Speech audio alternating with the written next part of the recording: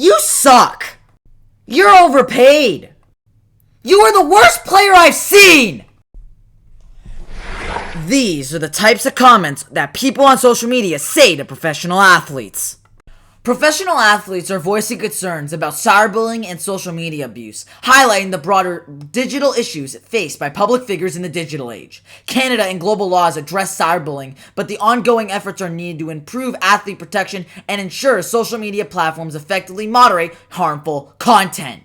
Professional athletes need stronger legal protections in Canada to protect their mental health, maintain sports integrity, and ensure a respectful digital environment.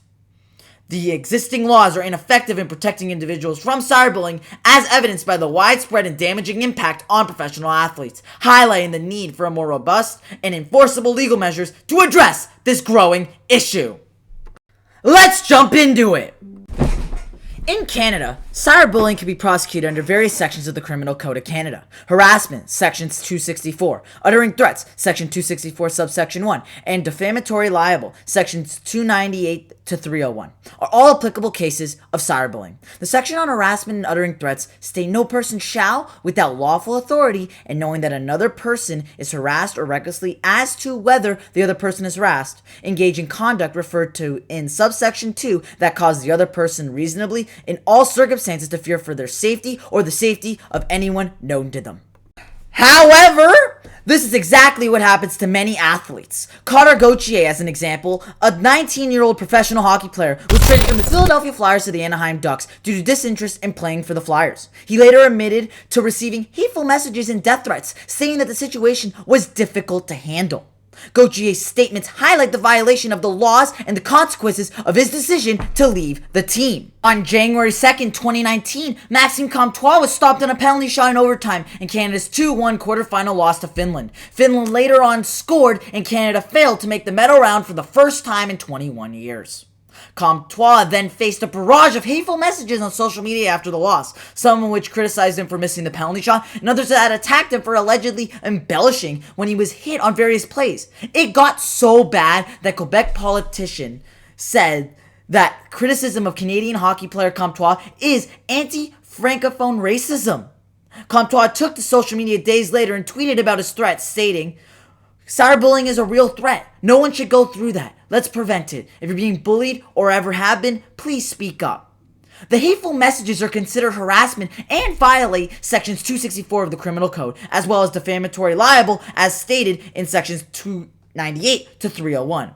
Sections 298 states that a defamatory libel is matter published without lawful justification or excuse that is likely to injure the reputation of any person by exposing them to hatred, contempt, or ridicule, or that is designed to insult the person of or concerning whom it was published. Comtois' reputation was damaged because of a missed penalty shot and accusations of embellishment.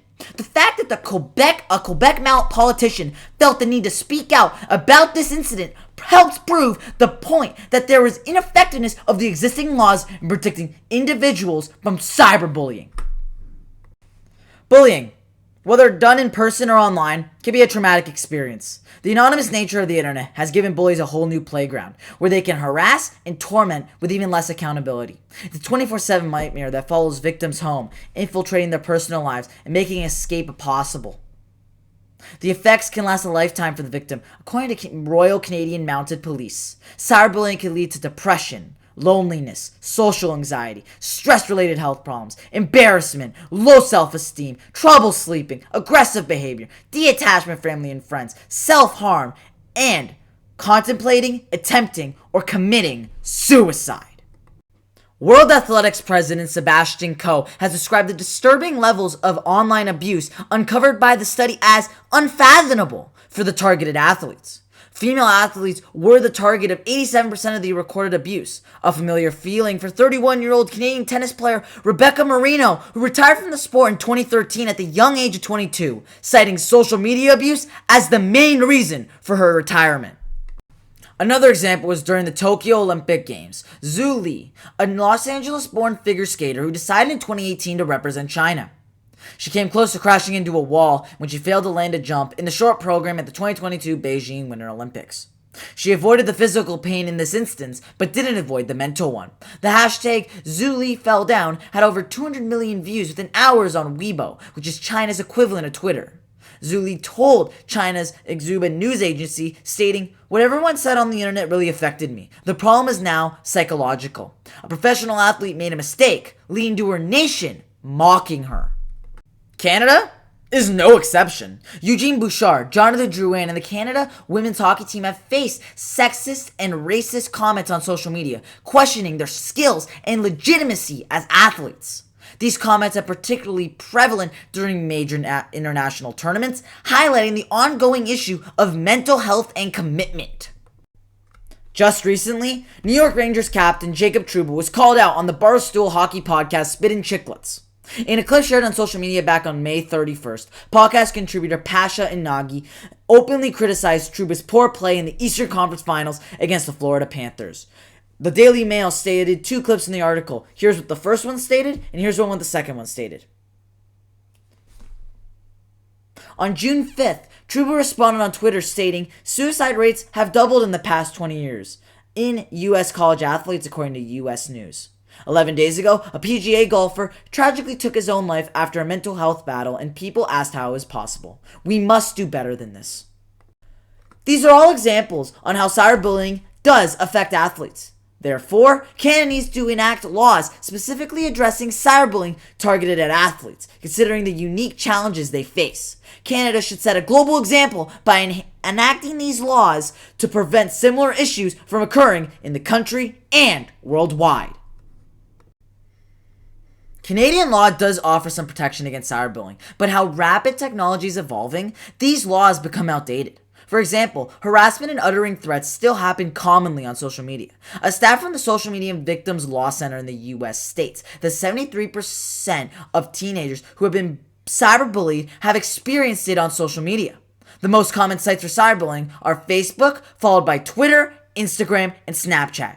Now, this is about teenagers, but this statistic is very important.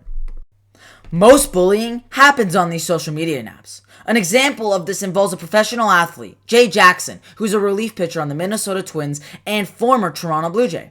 On May 22nd, he tweeted a screenshot of his Instagram DM that stated, "The random stuff people say to athletes. You all gotta stop just because you don't truly understand the game." The screenshot showed an account abusing Jackson by using slurs and explicit language towards him.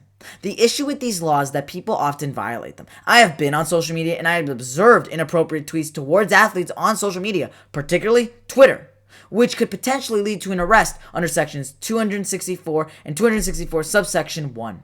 People who hide their true selves behind a screen often express such statements, despite likely never engaging in professional sports, and often manage to hide it. Even though I believe it is acceptable to express opinions about an athlete, it is crucial not to do it disrespectfully. Canada needs to introduce stricter penalties and laws for cyberbullying incidents involving athletes to stop potential offenders. Canada needs to enhance privacy protections and amend existing laws to encompass all forms of cyberbullying, including newer ones like doxing, swatting, and deepfake harassment. Public awareness about cyberbullying on athletes is needed, and we need to promote a more respectful online culture. These existing laws in Canada are ineffective in protecting individuals, especially professional athletes, from cyberbullying. This issue has not been shown not only in one sport, but in all professional sports. I've heard arguments that professional athletes shouldn't be on social media and shouldn't read the comments other people say. But why? Professional athletes have the right to establish their brand through social media in today's digital age. Canada needs to strengthen laws on unauthorized sharing of athletes' personal information, images, and videos, and introduce strict regulations on their use on social media platforms. This could happen by fostering partnerships between law enforcement and social media companies to quickly address and remove harmful content. Just think, if Canada can implement these laws to make them more effective in protecting individuals from cyberbullying, then it can set a precedent for other countries to do the same. Cyberbullying is the use of digital platforms like social media, text messages, and websites to harass, threaten, and humiliate an individual. The impact on professional athletes is a growing issue. Where is the justice in that?